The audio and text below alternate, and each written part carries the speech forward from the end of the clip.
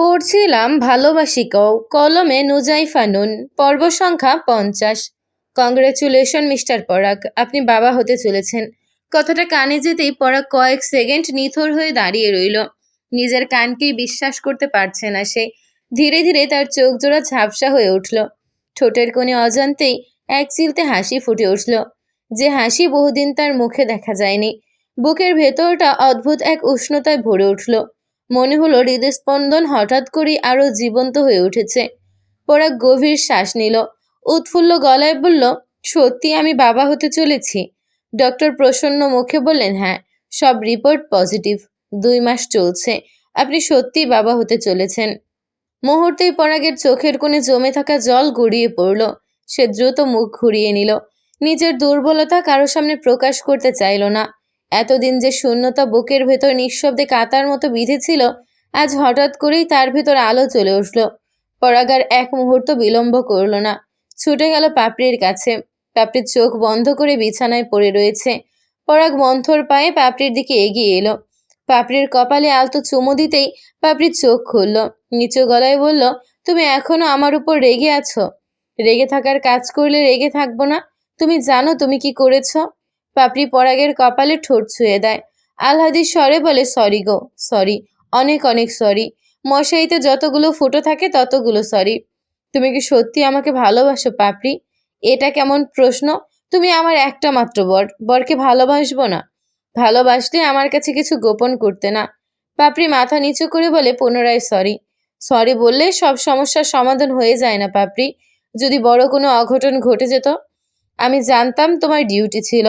তখন যদি আমার অসুস্থতার কথা বলতাম, তুমি সব ফেলে ছুটে আসতে, আমাকে নিয়ে ব্যস্ত হয়ে পড়তে। তাছাড়া আমার সেরকম কিছু হয়নি, জাস্ট মাথাটা চক্কর দিয়ে উঠেছিল। পাপড়ি তখন অসুস্থ হয়ে পড়লেও পরাগকে কিছু বলেনি। অসুস্থ শরীর নিয়ে টানা 4 ঘন্টা পরীক্ষা দিয়েছে। বাড়ি ফেরার পর সে পুনরায় অসুস্থ হয়ে পড়ে। তখন পরাগের অবস্থা পাগল প্রায়। সে এক মুহূর্ত বিলম্ব না করে পাপড়িকে হসপিটালে অ্যাডমিট করে। পাপড়ির অবস্থার খবর শুনে তিশমা ছুটে আসে। পাপড়ি যে আগেও অসুস্থ হয়ে পড়েছিল সেটা তিশমার থেকেই জানতে পারে পরাগ। পরাগের মন ভার হয়, কিন্তু যখন পাপড়ির মা হওয়ার সংবাদ পায় তখন সব মান অভিমান ফানুস হয়ে উড়ে যায়। পরাগের থেকে রেসপন্স না পেয়ে পাপড়ি আবারও পরাগের কপালে ঠোঁট ছুঁয়ে দেয়। গাল ফুলিয়ে বলে, সরি বলছি তো, ক্ষমা করা মহৎ গুণ। এবারের মতো ক্ষমা করে দিচ্ছি, কিন্তু পরবর্তীতে এমন কাজ করলে তখন আর ক্ষমা হবে না। যদি আমি মারা। সম্পূর্ণ কথা শেষ হওয়ার আগেই পরাগ পাপড়ির ঠোঁটে ঠোঁট ছুঁয়ে দেয়। কাতর গলায় বলে, এমন অলক্ষণে কথা আর কখনো মুখে আনবে না। তোমাকে বাঁচতে হবে, আমাদের জন্য বাঁচতে হবে। কথাটা শুনে চমকে ওঠে পাপড়ি। ভাঙা গলায় বলে, আমাদের জন্য মানে? পরাগ পাপড়ির কপালের সাথে নিজের কপাল ঠেকিয়ে ফিসফিস করে বলে, আমরা আর একা নই পাপড়ি। পাপড়ির বুকের ভেতর কেঁপে ওঠে। সে কিছু বুঝে ওঠার আগেই পরাগের কণ্ঠ আবার ফিসফিস করে উঠল, এই পৃথিবীতে আমাদের ভালোবাসার একটা চিহ্ন আসছে। পাপড়ির চোখ দুটো ধীরে ধীরে ভেজে উঠল। আনন্দে তার শরীর কেঁপে উঠল। সে অবচেতনে নিজের পেটের উপর হাত রাখল। কাপা গলায় বলল, জানো, আমি বেশ কিছুদিন ধরেই নিজের পরিবর্তন লক্ষ্য করেছি। আমার ভেতরে ছোট্ট একটা প্রাণের অস্তিত্ব টের পেয়েছি, কিন্তু কাউকে বলার সাহস পাইনি। বারবার মনে হয়েছে যদি আমি ভুল হই, তোমরা আবারও কষ্ট পাবে। পরাগ পরম মমতায় পাপড়ির চোখের পানি মুছে দেয়। পাপড়ির কপালে আদর স্পর্শ দিয়ে বলে, অনেক কেঁদেছি আমরা, এখন আর কাঁদবো না। তুমি, আমি, আমাদের সন্তান, বাবা মাকে নিয়ে আমরা খুব ভালো থাকবো, খুব। পাপড়ি পরাগের বুকে মাথা গুজে হু হু করে কেঁদে ওঠে। কাপা গলায় বলে, আমার কি যে আনন্দ হচ্ছে আমি তোমাকে বলে বোঝাতে পারবো না। পরাগ দুষ্টু হেসে বলে, সম্পূর্ণ ক্রেডিট কিন্তু আমার, সবটা আমার কষ্টের ফল। পাপড়ি পরাগের কথার মিনিং বুঝতে পেরে পরাগের বুকে কিল ঘুষি মারতে থাকে। কঠিন গলায় বলে, 2 বাচ্চার বাপ হতে চলেছ, তবুও ভালো হলে না। পরাগ পাপড়ির নাকে নাক ঘষে ফিসফিস করে বলে, ভালো হলে আজকের দিনটা দেখতে পেতে, মাতৃত্বের স্বাদ কেমন বুঝতে, বুঝতে না, উল্টো আমাকে ব্লেম করতে, ভাবতে আমার দেশলাই বোধহয় আগুন জ্বলেই না।